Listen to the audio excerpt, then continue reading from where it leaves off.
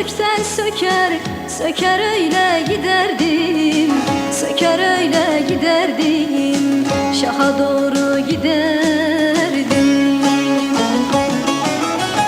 Cehaleti kökten söker, söker öyle giderdim, söker öyle giderdim, dosta doğru giderdim.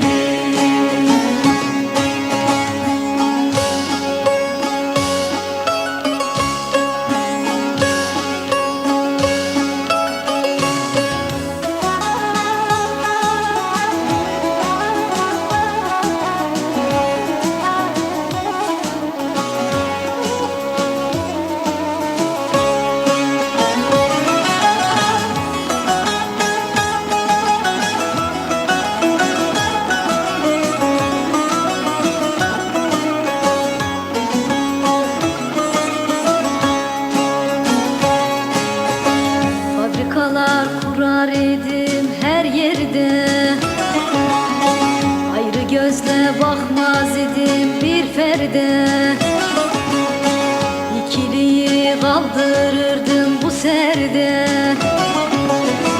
dünyaya bir gözle bakar, bakar öyle giderdim, bakar öyle giderdim, şaha doğru giderdim. Dünyaya bir gözle bakar, bakar öyle giderdim, bakar öyle giderdim, dosta doğru giderdim.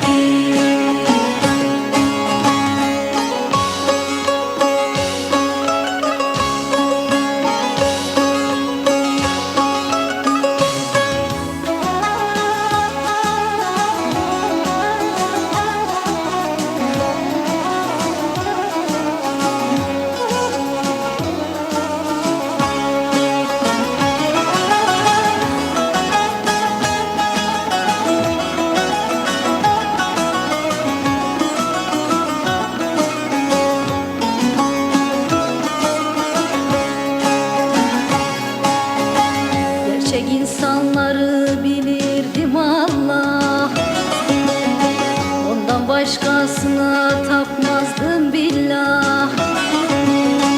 Ne atom kalırdı ne de bir silah, yerine bir arpa eker, eker öyle giderdim, eker öyle giderdim, şaha doğru giderdim. Yerine bir arpa eker, eker öyle giderdim, eker öyle giderdim, dosta doğru giderdim.